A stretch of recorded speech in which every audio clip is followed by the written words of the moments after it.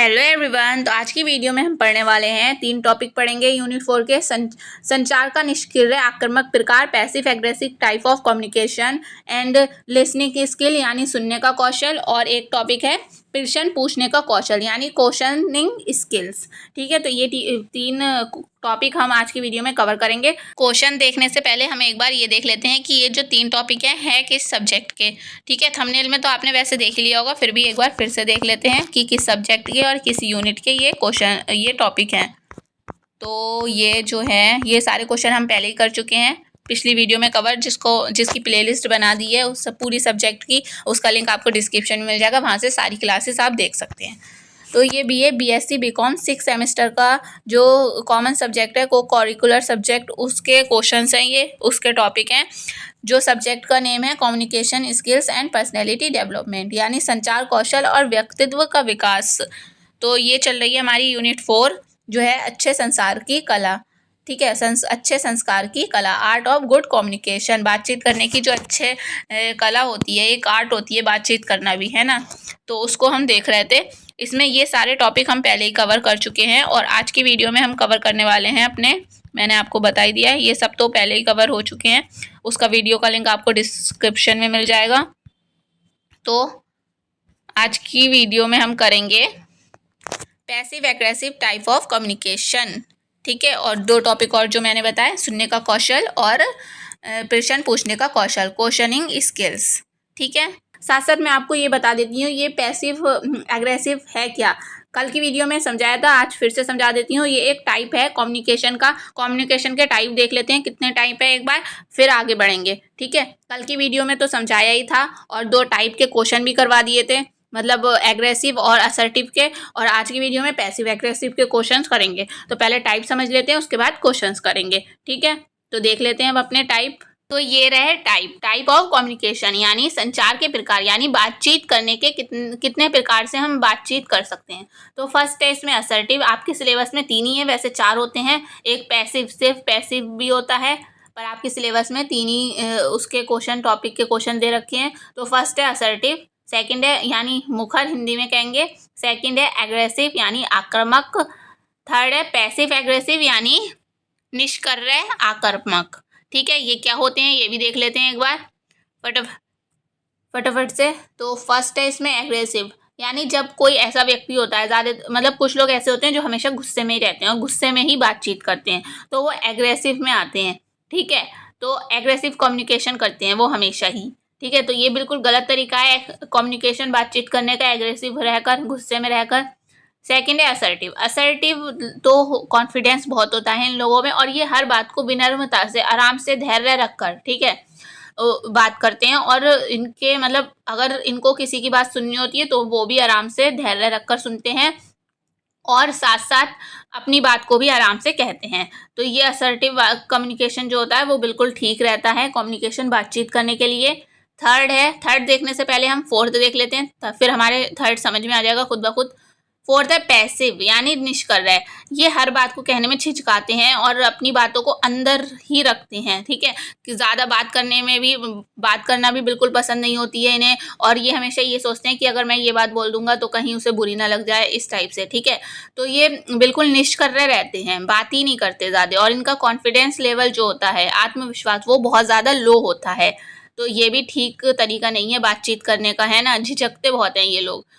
और फोर्थ देख लेते हैं पैसिव एग्रेसिव, यानी पैसिव भी होते हैं ये और एग्रेसिव भी होते हैं। बहुत टाइम चुप रहने के बाद इनके अंदर गुस्सा पैदा होने लगता है, अपनी बातों को अंदर रखते रखते इनके अंदर गुस्सा पैदा होने लगता है। तो ये पैसिव भी होते हैं, एग्रेसिव भी होते हैं, इनमें गुस्सा भी होता है। वैसे तो ये बोलते ही नहीं है, और अगर बोलते भी हैं तो सिर्फ गुस्से में ही बोलते हैं। ठीक है, तो ये पैसिव एग्रेसिव होता है यानी निष्क्रिय आक्रामक। ठीक है, मतलब गुस्से में भी और निष्क्रिय भी, मतलब ज़्यादा बोलते नहीं हैं, बोलते भी हैं तो सिर्फ गुस्से में बोलते हैं। ये भी गलत तरीका है बातचीत करने का, ये भी गलत तरीका है, ये भी गलत तरीका है। सिर्फ असर्टिव जो तरीका है बात करने का, आराम से, विनम्रता से, सामने वाले की बात को सुने भी और अपनी बात कहे भी, ये बिल्कुल ठीक है। ठीक है, इनका कॉन्फिडेंस लेवल भी ज़्यादा होता है। तो अब हम इसके क्वेश्चन देख लेते हैं। अग्रेसिव के क्वेश्चन हम पहली वीडियो में देख चुके हैं, असर्टिव के भी क्वेश्चन हम पिछली वीडियो में देख चुके हैं, जिसका लिंक आपको डिस्क्रिप्शन में मिल जाएगा। और पैसिव के तो आपके सिलेबस में है ही नहीं क्वेश्चन, तो ये तो हम करेंगे नहीं। और जो थर्ड है हमारा पैसिव एग्रेसिव, इसके क्वेश्चंस आज की वीडियो में हम कवर करेंगे, ठीक है। तो अब हम अपने क्वेश्चन देख लेते हैं। तो ये हमारा पैसिव एग्रेसिव टाइप है, टाइप ऑफ कम्युनिकेशन है ये पैसिव एग्रेसिव, यानी निष्क्रिय भी हो और गुस्से में भी हो। तो फर्स्ट क्वेश्चन है इसमें, निम्नलिखित में से कौन सा निष्क्रिय संचार का एक उदाहरण है। निष्क्रिय यानी पैसिव, ठीक है, उसका एग्जाम्पल कौन सा है। ए, अपनी राय दृढ़ता से व्यक्त करना, बिल्कुल नहीं, अपनी राय को रखना पसंद नहीं करते हैं जो निष्क्रिय लोग होते हैं, ठीक है, वो झिझकते हैं। बी, दूसरों की बातों को अनसुना करना। सी, सीधे तौर पर असहमत होना। डी, अपनी भावनाओं को छिपाना। तो जो निष्क्रिय लोग होते हैं वो अक्सर अपनी भावनाओं को, ठीक है, अपनी फीलिंग्स को छुपाते हैं, ठीक है, उनको कोई भी बात कहने में बड़ी दिक्कत होती है। तो इसका आंसर ये होगा डी, अपनी भावनाओं को छिपाना। नेक्स्ट है हमारा क्वेश्चन नंबर 2, आक्रामक संचार की कौन सी विशेषता है। जो आक्रामक यानी गुस्से में जो संचार करते हैं, कम्युनिकेशन करते हैं, उसका कौन सा एग्जाम्पल है। ऑप्शन है इसमें, ए, सम्मानपूर्वक सुनना, बिल्कुल नहीं। बी, दूसरों की भावनाओं की परवाह करना, बिल्कुल नहीं। सी, दूसरों पर दोषारोपण करना, मतलब दोष लगाना, ब्लेम करना, बिल्कुल सही। आक्रामक संचार जो लोग करते हैं उनका यही होता है कि वो दूसरों के ऊपर सारे जो इल्ज़ाम है वो लगा देते हैं, मतलब वो दूसरों को ब्लेम करते हैं हर बात के लिए। तो आंसर क्या हो जाएगा, सी, दूसरों पर दोषारोपण करना। नेक्स्ट है हमारा क्वेश्चन नंबर 3, निष्क्रिय संचार में व्यक्ति आमतौर पर क्या करता है। मतलब निष्क्रिय जो संचार होता है, पैसिव कम्युनिकेशन जो होता है, उसमें आमतौर पर क्या करता है व्यक्ति। ऑप्शन है इसमें, ए, अपने विचारों को खुलकर व्यक्त करता है, बिल्कुल नहीं, वो झिझकता है। जो निष्क्रिय संचार होता है वो चुपचाप हर किसी की बात मान लेता है, जो निष्क्रिय बात करने में होता है, ठीक है, अपनी बात को नहीं व्यक्त कर पाता और वो जो भी सामने वाला कहता है उसकी बात को चुपचाप मान लेता है, ना ही अपनी राय रखता है, चाहे वो गलत हो चाहे सही हो, ठीक है। बी, अन्य लोगों के निर्णयों को स्वीकार करता है। सी, विवादों को हल करने का प्रयास करता है, बिल्कुल नहीं। डी, अपनी बात को जोरदार तरीके से रखता है, बिल्कुल नहीं। तो आंसर क्या हो जाएगा, बी, अन्य लोग जो भी निर्णय लेते हैं उसको स्वीकार कर लेता है, वो चुपचाप, जो निष्क्रिय संचारक होता है, ठीक है। तो आंसर क्या हो जाएगा इसका, बी। नेक्स्ट है हमारा क्वेश्चन नंबर 4, आक्रामक संचार में व्यक्ति कैसे व्यवहार करता है, कैसा बिहेव करता है गुस्से वाले संचार में। ऑप्शन है इसमें, ए, सहानुभूति दिखाता है, बिल्कुल नहीं। बी, अपनी बातों को सीधे तरीके से कहता है, बिल्कुल नहीं। सी, दूसरों की आलोचना करता है यानी बुराई करता है। डी, संघर्ष से बचता है, बिल्कुल नहीं। तो आंसर क्या हो जाएगा इसका, सी, दूसरों की आलोचना करता फिरता है जो आक्रामक संचारक होता है, मतलब गुस्से में बात करने वाला व्यक्ति ज़्यादातर दूसरों की आलोचना करता है। सॉरी। नेक्स्ट है क्वेश्चन नंबर 5, निष्क्रिय संचार में व्यक्ति की कौन सी विशेषता होती है। ऑप्शन है इसमें, ए, आत्मविश्वास होता है, कॉन्फिडेंस होता है उसमें, नहीं, पैसिव वाले व्यक्ति में बिल्कुल कॉन्फिडेंस नहीं होता। बी, अस्पष्टता होती है, मतलब क्लियर ना होना। सी, स्पष्टता होती है, क्लियर बात कहना, बिल्कुल नहीं।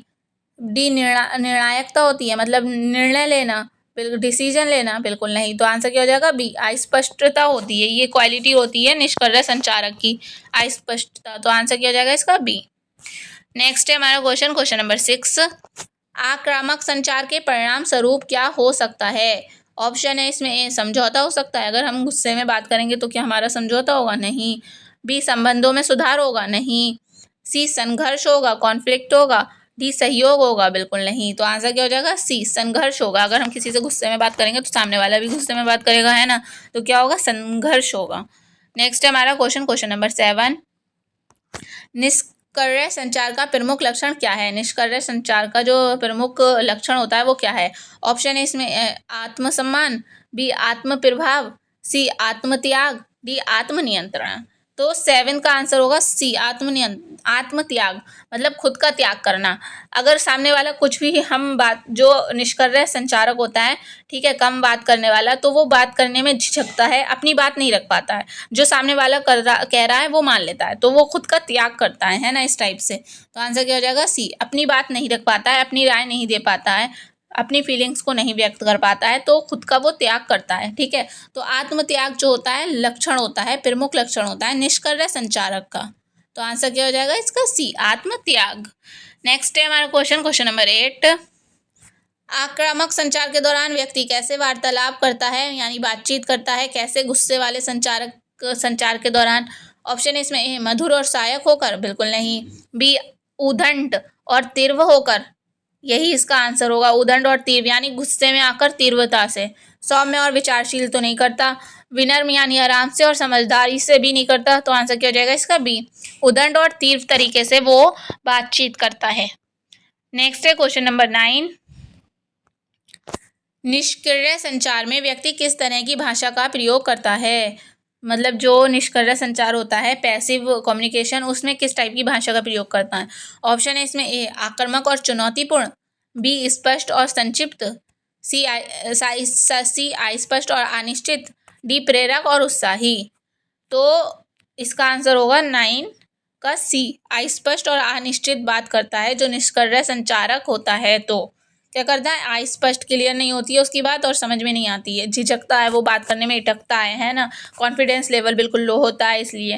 तो अस्पष्ट बात होती है उसकी और अनिश्चित। तो आंसर क्या हो जाएगा इसका C. Next question, question number 10। आक्रामक संचार के दौरान व्यक्ति अक्सर किस प्रकार की मुद्रा का उपयोग करता है? गुस्से वाले संचारक में कौन सी मुद्रा में बैठता है वो, या किस टाइप का बिहेव करता है? ऑप्शन है इसमें ए आमंत्रित और खुली, बी आक्रामक और धमकाने वाली, सी शांत और संयमित, डी उत्सुक और सहायक। तो ये आमंत्रित और खुली तो नहीं होगा, शांत और संयमित नहीं होगा, उत्सुक और सहायक भी नहीं होगा।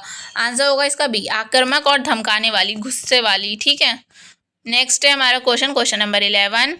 निष्क्रिय संचार के दौरान व्यक्ति कैसे रिएक्ट करता है, कैसे बिहेव करता है? निष्क्रिय संचार यानी पैसिव कम्युनिकेशन। ए तुरंत और प्रत्यक्ष रूप से, बिल्कुल नहीं। बी धीरे धीरे और अनिच्छा से, मतलब बोलने का मन नहीं होना, इच्छा नहीं होती तो उसको अनिच्छा बोलते हैं। उत्साहित और ऊर्जावान रूप से, बिल्कुल नहीं।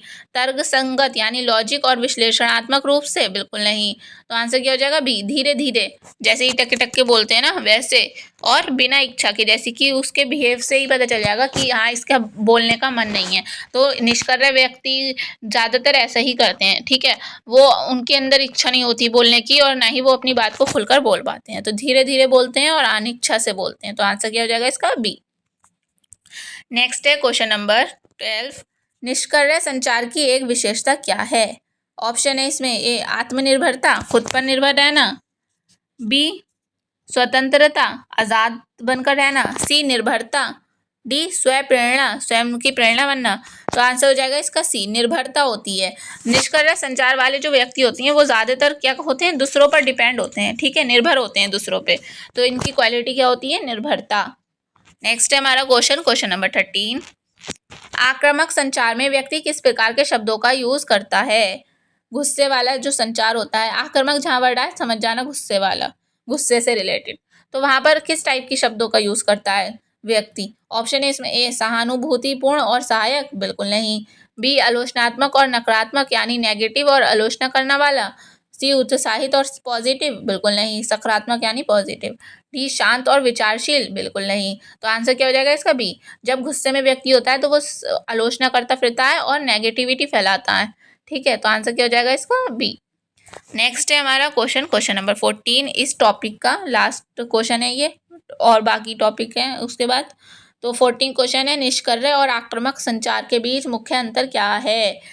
निष्क्रिय मतलब पैसिव वाला, और आक्रामक संचार के बीच मुख्य अंतर क्या होता है? निष्क्रिय वाले ज़्यादातर शांत रहना पसंद करते हैं, ठीक है, और बोलने में भी झिझकते हैं, हर बात को इटक इटक के बोलते हैं, और आक्रामक वाले जो होते हैं वो गुस्से में बोलते हैं। तो उनके बीच अंतर बताना है। ऑप्शन है इसमें ए आत्म अभिव्यक्ति की मात्रा, बी श्रोता की भागीदारी, सी संदेश की लंबाई, डी वार्तालाप का समय। तो 14 का हमारा आंसर होगा ए। आत्म अभिव्यक्ति की मात्रा जो होती है वो निष्क्रिय और आक्रामक संचार के बीच मुख्य अंतर है। ठीक है, आत्म अभिव्यक्ति की मात्रा। नेक्स्ट है हमारा टॉपिक सुनने का कौशल। जब हम किसी की बात सुनते हैं तो हमें बीच में नहीं बोलना चाहिए किसी की भी बात की। जब उस व्यक्ति का पूरा सेंटेंस पूरा हो जाए उसके बाद हमें बोलना चाहिए। तो सुनने की भी एक कला होती है ना, किसी की बात को सुनना भी एक कला है। उसके बाद उसकी बात पर रिएक्ट करना भी एक आर्ट होती है। ठीक है, तो वही हम सीखेंगे इसमें, वही उससे रिलेटेड क्वेश्चन करेंगे। सुनने का कौशल यानी लिसनिंग स्किल। तो फर्स्ट क्वेश्चन है इसमें, सुनने के कौशल में सुधार करने के लिए किस प्रकार की गतिविधि सहायक हो सकती है? ऑप्शन है इसमें ए बहस करना, बिल्कुल नहीं। बी ध्यान से सुनना और सारांश देना। सी बिना सुने उत्तर देना, बिल्कुल नहीं। डी विचलित होना, डिस्टर्ब होना, बिल्कुल नहीं। तो आंसर क्या हो जाएगा इसका? बी ध्यान से सुनना और सारांश देना। ठीक है, अपना राय देना बाद में सुनने के बाद। तो आंसर क्या है इसका? बी। नेक्स्ट है हमारा क्वेश्चन नंबर 2। अच्छे संचार में सबसे महत्वपूर्ण कौशल क्या है? अच्छे संचार के लिए सबसे महत्वपूर्ण क्या स्किल्स होना चाहिए? ऑप्शन है इसमें ए बोलना, बी लिखना, सी सुनना, डी पढ़ना। तो आंसर है सेकंड का हमारा सी। सुनना बहुत ज़्यादा इंपॉर्टेंट होता है अच्छे कम्युनिकेशन के लिए, सबसे महत्वपूर्ण स्किल होता है। ठीक है, सुनना। Answer C. नेक्स्ट है हमारा क्वेश्चन नंबर 3। सक्रिय सुनने का मतलब क्या है? सक्रिय मतलब होता है एक्टिव होकर किसी की बात सुनना। लेजीनेस दिखाकर नहीं, इधर उधर देख रहे हो आप, फेस मतलब आंखों में आंखें डालकर सामने वाले के देख ही नहीं रहे हो, है ना, इधर उधर देख रहे हो, तो वो उसको ऐसा लगेगा कि मेरी बातों में इसको इंटरेस्ट ही नहीं है। तो सक्रिय होने के मतलब सुनने का मतलब है सक्रिय होकर सुनना, एक्टिव होकर सुनना। ठीक है, उसकी बात में उसके बाद में जो बात पूरी हो जाती है तो रिएक्ट करना जो ठीक हो, है ना, उस टाइप से। तो सक्रिय सुनने का मतलब एक्टिव होकर सुनना। तो फर्स्ट है इसमें ऑप्शन बोलने वाले की अनदेखा करना, बिल्कुल नहीं। बी केवल महत्वपूर्ण बातों पर ध्यान देना, बिल्कुल नहीं। सी बोलने वाले की पूरी बात समझने की कोशिश करना। डी सुनते समय अन्य काम करना, बिल्कुल नहीं। तो आंसर क्या हो जाएगा? सी बोलने वाले की पूरी बात को समझना और फिर रिएक्ट करना। ठीक है, तो आंसर सी। नेक्स्ट है हमारा क्वेश्चन नंबर 4। अच्छे सुनने के कौशल के लिए क्या आवश्यक है? ऑप्शन है इसमें तेजी से बोलना, नहीं, बिल्कुल नहीं। बी समय पर जवाब देना, सी समझदारी से प्रश्न पूछना, डी बहस करना। तो फोर्थ का हमारा आंसर है सी समझदारी से प्रश्न पूछना। उसकी बात सुनो सामने वाले की, फिर उसके बाद क्वेश्चन करो। ठीक है, तो समझदारी से प्रश्न पूछना सुनने के कौशल के लिए एक आवश्यक है। ठीक है, नेक्स्ट है हमारा क्वेश्चन नंबर 5। सुनने के कौशल को बेहतर बनाने में किसकी भूमिका महत्वपूर्ण होती है? ऑप्शन है इसमें ए आत्म केंद्रित होना, यानी खुद के बारे में ही सोचना सिर्फ। बी धैर्य रखना, सी आधीरता रखना, डी आलोचना करना। तो सुनने के कौशल में ये ज़रूरी होता है कि आप धैर्य रखें। ठीक है, तो आंसर क्या हो जाएगा इसका? बी धैर्य रखना। नेक्स्ट है हमारा क्वेश्चन नंबर 6। संवाद में सुनने के कौशल का महत्व क्या है? मतलब बातचीत में सुनने के कौशल का क्या महत्व है? ऑप्शन है इसमें ए संवाद को रोकना, बातचीत को रोकना। बी मिस कम्युनिकेशन को रोकना। सी वाद विवाद को बढ़ावा देना। डी समझौते करने की क्षमता को कम करना। तो 6 का हमारा आंसर होगा बी मिस कम्युनिकेशन को रोकना। जो गलत कम्युनिकेशन है उसको रोक सकते हैं अगर हम अच्छे से सुनेंगे किसी बात को। मिस कम्युनिकेशन मतलब होता है गलत बातचीत, गलत तरीका बातचीत का, उसको हम रोक सकते हैं। तो आंसर हो जाएगा इसका बी। नेक्स्ट है हमारा क्वेश्चन नंबर 7। अच्छे सुनने के कौशल के लिए क्या अनिवार्य है, क्या ज़रूरी है? ऑप्शन है इसमें ए बातचीत से भटकना ज़रूरी है, बी ध्यान केंद्रित करना, सी अनुमान लगाना, डी निष्कर्ष पर पहुंचना। तो बातचीत से भटकना तो अच्छे कौशल में नहीं आएगा, है ना, अनुमान लगाना भी नहीं आएगा, निष्कर्ष पर पहुंचना। इसका आंसर होगा हमारा 7 का आंसर होगा बी ध्यान केंद्रित करना, मतलब ध्यान से किसी की बात सुनना। ठीक है, आंसर बी। नेक्स्ट है हमारा क्वेश्चन नंबर 8। संवाद के दौरान सक्रिय सुनने मतलब एक्टिव होना चाहिए हम सुनने के लिए का अभ्यास कैसे किया जा सकता है, की प्रैक्टिस कैसे की जा सकती है? ऑप्शन है इसमें ए वक्ता की आंखों में देखना, मतलब बोलने वाले की आंखों में देखना। बी बार बार विचलित होना, इधर उधर देखना बार बार। सी वक्ता को बाधित करना, वक्ता जो है बोलने वाला उसको डिस्टर्ब करना बार बार, नहीं। डी विचारों को आंतरिक रूप से व्यक्त करना। तो 8 का हमारा आंसर हो जाएगा ए जो वक्ता है उसकी आंखों में देखना, उसको लगे कि हाँ ये हमारी बात सुन रहा है और इसको हमारी बात में इंटरेस्ट है। ठीक है, तो आंसर होगा इसका ए। नेक्स्ट है हमारा क्वेश्चन नंबर 9। सही सुनने के कौशल में किस तत्व का महत्व है, किस एलिमेंट का महत्व है, इंपॉर्टेंस किस एलिमेंट का है सही सुनने के कौशल में? ऑप्शन है इसमें ए अनुमान लगाना, बिल्कुल नहीं। बी अटकले लगाना, बिल्कुल नहीं। सी निर्णय लेना। डी सहानुभूति देना। तो 9 का हमारा आंसर होगा डी, सहानुभूति देना। अगर हम सही से बात सुनेंगे तभी तो हम सहानुभूति देंगे, और जब हम किसी की बात इंटरेस्टेड मतलब ठीक से ध्यान से सुनते हैं तो उसे लगता है कि हाँ ये हमारी बात को सुन रहा है, ये हमारी बात में सहानुभूति दे रहा है। ठीक है, तो आंसर क्या हो जाएगा इसका? बी, सहानुभूति देना। नेक्स्ट है हमारा क्वेश्चन नंबर 10। संचार में सुनने के कौशल को बेहतर बनाने के लिए कौन सी तकनीक प्रभावी है? ऑप्शन है इसमें वक्ता की बातों को पुनः कहना, मतलब जो वक्ता है बोलने वाला उसकी बातों को सुनकर पुनः दोहराना। बी, बातचीत से भटकना। सी, बोलने की बारी का इंतजार किए बिना बोलना। डी, अन्य विचारों पर ध्यान केंद्रित करना। तो अन्य विचारों पर ध्यान केंद्रित करना तो नहीं आएगा इसमें, बातचीत से भटकना भी नहीं आएगा, बोलने की बारी का इंतजार किए बिना बोल पड़ना ये भी नहीं आएगा। आंसर होगा इसका ए, वक्ता की बातों को पुनः कहना। जैसा कि हम कोई बात कहते हैं और फिर सामने वाला कहता है कि हाँ अच्छा आपका मतलब ये है कि आप इस टाइप से चाहते हो, है ना, तो उसको रिपीट करता है। तो वक्ता की बातों को पुनः कहना भी एक सुनने के कौशल का ही हिस्सा है। ठीक है, तो आंसर हो जाएगा इसका ए। मतलब सुनने वाले में मतलब बोलने वाले को भी लगेगा कि हाँ, जब आप दोबारा उसकी बात को रिपीट करेंगे तो हाँ उसे लगेगा कि हाँ इसने मेरी बात ध्यान से सुनी। ठीक है, तो वक्ता की बात को पुनः कहना। नेक्स्ट है हमारा क्वेश्चन नंबर 11। अच्छे सुनने के कौशल में क्या शामिल है? ऑप्शन है इसमें ए, वक्ता की बातों को तोड़ मरोड़ कर पेश करना, बिल्कुल नहीं। बी, अपनी राय को सबसे महत्वपूर्ण बनाना, बिल्कुल नहीं, सामने वाली की राय को भी देखना चाहिए हमें। सी, वक्ता की भावनाओं को समझना, मतलब बोलने वाले की फीलिंग्स को समझना। डी, बातचीत को नियंत्रित करना यानी कंट्रोल करना। तो आंसर हो जाएगा इसका सी, वक्ता की जो भावनाएं हैं, फीलिंग्स हैं, उसको भी हमें समझना चाहिए उसकी बात को ध्यान से सुनकर। तो आंसर हो जाएगा इसका सी, वक्ता की भावनाओं को समझना। नेक्स्ट है हमारा क्वेश्चन नंबर 12। संवाद में सुनने के कौशल को बढ़ाने के लिए किस बात का ध्यान रखना चाहिए? ठीक है, ऑप्शन है इसमें ए, जितना संभव हो उतना कम सुनना, बिल्कुल नहीं। ऑप्शन है इसमें बी, वक्ता के मुद्दे को समझने की कोशिश करना, यानी बोलने वाला जो बोल रहा है उसको समझने की कोशिश करना। सी, वक्ता के हर शब्द पर टोका टाकी करना।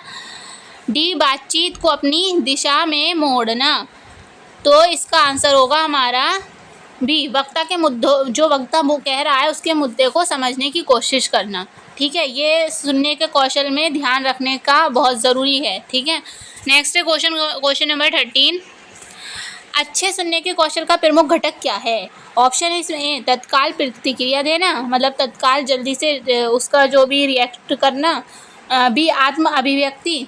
सी, वक्ता की बातों को सम्मान करना। डी, वक्ता को नकारना। तो इसका आंसर हो जाएगा सी, वक्ता की जो बोलने वाला है उसकी बातों का सम्मान करना, रिस्पेक्ट देना उसे। अगर हम ध्यान से सुनेंगे तो सामने वाले को लगेगा कि हाँ ये हमारी रिस्पेक्ट कर रहा है। तो आंसर क्या हो जाएगा इसका? सी। नेक्स्ट है हमारा टॉपिक प्रश्न पूछने का कौशल, क्वेश्चनिंग स्किल। ठीक है, जैसे कि मान लो इंटरव्यू हो रहा है तो उसमें भी क्वेश्चन किए जाते हैं, तो वो एक स्किल होता है। ठीक है, बेतुके क्वेश्चन हम नहीं कर सकते, है ना, कुछ भी फालतू के क्वेश्चन नहीं कर सकते, ज़्यादा पर्सनल क्वेश्चन भी नहीं कर सकते। अगर इंटरव्यू है तो उसमें बहुत ज़्यादा पर्सनल क्वेश्चन करना हमें अलाउड नहीं होता। ठीक है, बहुत ज़्यादा। तो ये भी एक तरीका होता है कि कब कौन सा क्वेश्चन करना है, किस टाइप के क्वेश्चन करना है ना। तो फर्स्ट है इसमें प्रभावी संचार में सबसे महत्वपूर्ण पहलू क्या है? ऑप्शन है इसमें ए, बोलना, सुनना। सी, पढ़ना। डी, लिखना। तो इसका आंसर आपको पहले से ये रिपीटेड क्वेश्चन है, इस वाले टॉपिक में भी था। सुनना जो है बहुत ज़्यादा इम्पॉर्टेंट मायने रखता है प्रभावी संचार के लिए। ठीक है, तो आंसर क्या हो जाएगा इसका? बी। नेक्स्ट है क्वेश्चन नंबर 2। एक अच्छा सवाल पूछने के लिए क्या आवश्यक है? ऑप्शन है इसमें ए, ज़ोर से बोलना। बी, स्पष्टता यानी क्लियरिटी। सी, लंबा प्रश्न। डी, जटिल शब्द यानी कठिन वर्ड्स का यूज़ करना क्वेश्चन में। तो आंसर होना चाहिए इसका बी। अगर हम जो भी क्वेश्चन कर रहे हैं वो बिल्कुल क्लियर होना चाहिए, है ना, अच्छे तरीके से क्लियर होना चाहिए। ये नहीं घुमा फिरा के कोई क्वेश्चन कर रहे हैं, तो ये नहीं होना चाहिए। इस क्लियरिटी होना चाहिए क्वेश्चन में, ना ही उसमें जो वर्ड यूज़ हो रहा है वो ज़्यादा हार्ड भी नहीं हो। ठीक है, तो आंसर हो जाएगा इसका बी। सॉरी। नेक्स्ट है क्वेश्चन नंबर 3। खुले प्रश्न यानी ओपन एंडेड क्वेश्चंस किस प्रकार के होते हैं? खुले प्रश्न मतलब ज़्यादा मतलब वैसे नहीं होना। ठीक है, तो देख लेते हैं इसमें। ऑप्शन है इसमें ए, हाँ या ना में उत्तर देना, देने वाले, बिल्कुल नहीं। बी विस्तार से उत्तर देने वाले, सी केवल एक शब्द में उत्तर देने वाले, डी कोई उत्तर नहीं देने वाले। तो जो खुले प्रश्न होते हैं ना, उनका आंसर कैसा होना चाहिए? विस्तार में होना चाहिए, है ना, विस्तार में समझाने वाले, ना कि एक शब्द में, ना ही हाँ और ना में। तो खुले प्रश्न के जो आंसर होते हैं वो विस्तार में होते हैं, तो आंसर हो जाएगा इसका बी, विस्तार से उत्तर देने वाले। नेक्स्ट है हमारा क्वेश्चन नंबर 4। बंद प्रश्न यानी क्लोज्ड एंडेड क्वेश्चन में किस प्रकार के होते हैं? तो क्लोज एंडेड क्वेश्चन जो बंद प्रश्न होते हैं वो सिर्फ हम हाँ या ना में उसका आंसर देते हैं। तो देख लेते हैं ऑप्शन है इसमें ए, हाँ या ना में उत्तर देने वाले, आंसर ए ही होगा इसका, आगे पढ़ने की ऑप्शन ज़रूरत ही नहीं है। हाँ या ना में उत्तर देने वाले जो क्वेश्चन होते हैं उनको बोलते हैं क्लोज्ड एंडेड क्वेश्चन यानी बंद प्रश्न। सॉरी। नेक्स्ट है क्वेश्चन नंबर 5। संवादात्मक संचार इंटरैक्टिव कम्युनिकेशन में क्या महत्वपूर्ण है? ऑप्शन है इसमें ए, केवल बोलना, बी केवल सुनना, सी बोलना और सुनना दोनों, डी ना को बोलना ना सुनना। इंटरैक्टिव कम्युनिकेशन में ज़रूरी है बोलना भी और सुनना भी, तो आंसर हो जाएगा इसका सी, बोलना और सुनना दोनों। नेक्स्ट है हमारा क्वेश्चन नंबर 6। एक अच्छे संचारक की क्या विशेषता क्या है? एक अच्छा जो संचारक है, बातचीत करने वाला है एक अच्छा, तो उसका क्या क्वालिटीज़ होती है उसमें? ऑप्शन है इसमें ए, तेज़ बोलना, बी स्पष्ट रूप से सवाल पूछना, सी ज़्यादा बोलना, डी जटिल शब्दों का प्रयोग करना। अगर कोई संचारक अच्छा बोलने वाला संचारक है तो उसमें क्लियरिटी होना बहुत ज़रूरी है, ठीक है, स्पष्ट रूप से सवाल पूछना, तो आंसर हो जाएगा इसका बी, स्पष्ट रूप से सवाल पूछना। नेक्स्ट है हमारा क्वेश्चन नंबर 7। प्रभावी संवाद के लिए क्या आवश्यक है? मतलब अच्छे संवाद कह सकते हैं कि अच्छे संवाद के लिए क्या आवश्यक है? ऑप्शन है इसमें ए, ऊंची आवाज़, ज़रूरी नहीं है ये, बी स्पष्ट उच्चारण, मतलब बोलना जो हम बोल रहे हैं वो क्लियर हो बिल्कुल, सी तेज़ गति, डी जटिल भाषा यानी कठिन भाषा, बिल्कुल नहीं, तो आंसर हो जाएगा इसका बी, स्पष्ट उच्चारण, जो हम बोल रहे हैं ना वो बिल्कुल स्पष्ट हो, क्लियर हो, ठीक है, तो आंसर हो जाएगा इसका बी। नेक्स्ट है हमारा क्वेश्चन नंबर 8। सकारात्मक प्रतिक्रिया, पॉजिटिव फीडबैक यानी पॉजिटिव रिएक्शन। अगर हमने कोई बात बोली है, कोई टॉपिक पर किसी को कुछ समझाया है, तो उसके बदले सामने वाला हमें फीडबैक देता है, रिएक्ट करता है कि हाँ ये बात तुम्हारी गलत है या ठीक है, अगर ठीक है तो कितनी ठीक है ना, तो वो होता है पॉजिटिव फीडबैक। मतलब अगर कोई व्यक्ति पॉजिटिव फीडबैक देख रहा है, इसका मतलब आपकी बात से सहमत है और आपकी बात को अच्छा बता रहा है। तो ये पॉजिटिव फीडबैक देने का महत्व क्या है? ऑप्शन है इसमें ए, संवाद को समाप्त करना, बिल्कुल नहीं, बी संवाद को बढ़ावा देना, सी आलोचना करना यानी बुराई करना, पॉजिटिव में आलोचना करना तो आएगा नहीं, उपेक्षा करना भी आलोचना करना जैसा ही होता है तो वो भी नहीं होगा, आंसर होगा इसका बी, संवाद को बढ़ावा देना, बातचीत को बढ़ावा देना। पॉजिटिव फीडबैक का मतलब है बातचीत को बढ़ावा देना, ठीक है। नेक्स्ट है हमारा क्वेश्चन नंबर 9। सुनने की कला में क्या शामिल है? ऑप्शन है इसमें ए, इंतज़ार करना, बी विचार करना, सी समझना, डी याद रखना। तो सुनने की कला में जो शामिल है सबसे ज़्यादा इसका सटीक आंसर होगा सी, समझना, ठीक है, कि सुनकर किसी की बात को अच्छे से समझना, आंसर है इसका सी। नेक्स्ट है हमारा क्वेश्चन नंबर 10। अच्छे संचार में शरीर की भाषा यानी बॉडी लैंग्वेज का क्या महत्व होता है? ऑप्शन है इसमें ए, कोई महत्व नहीं होता, बी मामूली महत्व होता है, सी महत्वपूर्ण, डी अत्यंत महत्वपूर्ण। तो इसका आंसर हो जाएगा हमारा, अगर हमारे फेस एक्सप्रेशन अच्छे हैं, बॉडी लैंग्वेज अच्छी है, तो सामने वाले पे अच्छा प्रभाव पड़ेगा हमारी बातों का, तो इसका आंसर हो जाएगा डी। बहुत ज़्यादा इंपॉर्टेंट होता है कम्युनिकेशन में हमारा बॉडी लैंग्वेज, ठीक है, तो अत्यंत महत्वपूर्ण। नेक्स्ट है हमारा क्वेश्चन नंबर 11। विचारों को स्पष्ट यानी क्लियर रूप से व्यक्त करने में किसकी आवश्यकता होती है? क्लियरिटी से हमारे अपने बात को रखने की क्या ज़रूरत, मतलब किस चीज़ की आवश्यकता होती है? ऑप्शन है इसमें ए, जटिल भाषा की, कठिन भाषा की, बिल्कुल नहीं, बी सरल भाषा की, सी उच्च शिक्षा की, डी तकनीकी ज्ञान की। तो इसका आंसर हो जाएगा हमारा बी, सरल भाषा की आवश्यकता होती है क्लियरिटी लाने के लिए अपनी बातों में, ठीक है, किसकी? सरल भाषा की। अगर हम सरल भाषा यूज़ करेंगे तो हमारी बात ज़्यादा क्लियर रहेगी, ठीक है। नेक्स्ट है क्वेश्चन नंबर 12। संवाद के दौरान समय का प्रबंधन क्यों महत्वपूर्ण है? मतलब जब हम बात कर रहे हैं तो समय का प्रबंधन देते हैं, जैसे कि कब रुकना है, कब बोलना है और टाइम पर पहुंचना मीटिंग के अंदर, है ना। इस टाइप से ये समय का प्रबंधन होता है। तो वो क्यों ज़रूरी होता है? ऑप्शन है इसमें ए जल्दी ख़त्म करने के लिए, बी विस्तार से चर्चा करने के लिए, सी संवाद को प्रभावी बनाने के लिए, डी संवाद को दिलचस्प बनाने के लिए। तो 12 का हमारा आंसर होगा सी, संवाद को प्रभावी बनाने के लिए जो है, बातचीत को प्रभावी बनाने के लिए टाइम का प्रबंधन यानी समय का प्रबंधन ज़रूरी होता है, समय का मैनेजमेंट। ठीक है, तो आंसर हो जाएगा इसका सी। नेक्स्ट है हमारा क्वेश्चन नंबर 13। संवाद में अनुकूलन क्षमता अडेप्टेबिलिटी का महत्व क्या है? अडेप्टेबिलिटी का क्या महत्व है बताना है, मतलब अनुकूलन होना। ठीक है, अनुकूल होना, प्रतिकूल मतलब होता है इसका अपोजिट, अनुकूल होना कोई भी चीज़। ठीक है, जो बात है उसी के अनुकूल बोलना। ऑप्शन है इसमें ए अपनी बात थोपने के लिए, बिल्कुल नहीं। बी संवाद को लचीला बनाने के लिए, सी संवाद को जटिल बनाने के लिए यानी कठिन बनाने के लिए, डी केवल अपनी राय व्यक्त करने के लिए। इसका आंसर हो जाएगा हमारा बी, संवाद को लचीला मतलब ठीक बनाने के लिए जो है अनुकूल होना बहुत ज़रूरी है। ठीक है, आंसर बी। नेक्स्ट है हमारा क्वेश्चन नंबर 14। एक अच्छे संवाददाता के लिए धैर्य क्यों आवश्यक है? धैर्य रखना बहुत ज़रूरी होता है किसी के लिए भी, हर चीज़ में। ठीक है, ऑप्शन है इसमें बातचीत को लंबा खींचने के लिए, बिल्कुल नहीं। बी सही समय पर सही प्रश्न पूछने के लिए, सी अपनी बारी का इंतज़ार करने के लिए, डी दूसरों की बातों को नकारने के लिए। तो धैर्य जो है ना हमारा ज़रूरी है सही समय पर सही प्रश्न पूछने के लिए। आंसर हो जाएगा इसका बी, किसके लिए? सही समय पर सही प्रश्न पूछने के लिए। नेक्स्ट है हमारा क्वेश्चन नंबर 15। सकारात्मक संवाद यानी पॉजिटिव संवाद के लिए आत्मसमीक्षा सेल्फ रिव्यू का क्या महत्व है? ऑप्शन है इसमें ए अपनी गलतियों को दोहराने के लिए, बिल्कुल नहीं। बी अपनी बातचीत को सुधारने के लिए, सी दूसरों की आलोचना करने के लिए, बिल्कुल नहीं।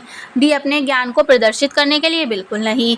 आंसर होगा सेल्फ रिव्यू का मतलब होता है अपनी बातचीत को और सुधारना, खुद को सुधारना। ठीक है, तो आंसर हो जाएगा इसका बी। सेल्फ रिव्यू का मतलब क्या होता है? अपनी बातचीत को सुधारने के लिए। Answer B. ठीक है, तो ये हमारा यहीं तक आज की वीडियो में करते हैं। अगर ज़्यादा लॉन्ग हो जाएगी वीडियो, अगर और भी टॉपिक करेंगे, एक वीडियो और बनेगी इस सब्जेक्ट पे, उसके बाद हमारा पूरा सिलेबस कंप्लीट हो जाएगा। वो आपको उसका लिंक डिस्क्रिप्शन में मिल जाएगा, जाके आप अभी देख सकते हैं उस वीडियो को। ठीक है, वो एक लास्ट वीडियो होगी इस सिलेबस की। यूनिट 4 ही है आपके सिलेबस में, और पर यूनिट के अंदर कई टॉपिक हैं जिस वजह से ये ज़्यादा क्लासेस बन गई हैं, लगभग 22 के आसपास क्लासेस बन गई हैं। पर आप डबल स्पीड करके सुन ज़रूर लीजिएगा, क्योंकि इससे आपके अच्छे मार्क्स आ जाएंगे और आपको अच्छे से समझ भी आएगा। ठीक है, अगर सारी यूनिट्स आप पढ़ेंगे। ठीक है, तो इसका PDF कहाँ मिलेगा और आंसर की कहाँ मिलेगी ये भी मैं आपको बता देती हूँ। अगर आपको दोबारा पढ़ना हो तो आप सर्च करिएगा टेलीग्राम पर जाकर लर्न विद यूपी गर्ल, तो वहाँ पर इसका PDF आपको मिल जाएगा फुल्ली। और साथ साथ आप डिस्क्रिप्शन में भी लिंक दिया है, तो वहाँ से भी ज्वाइन हो सकते हैं टेलीग्राम चैनल पर। वहीं पर आपको जो भी मटेरियल है इसका PDF इंग्लिश में भी अवेलेबल है वहाँ पर, और हिंदी में भी। इंग्लिश में अवेलेबल मिलेगा आपको, जो डाउट ग्रुप है हमारा वहाँ पर इंग्लिश में मिल जाएगा, इंग्लिश लैंग्वेज में।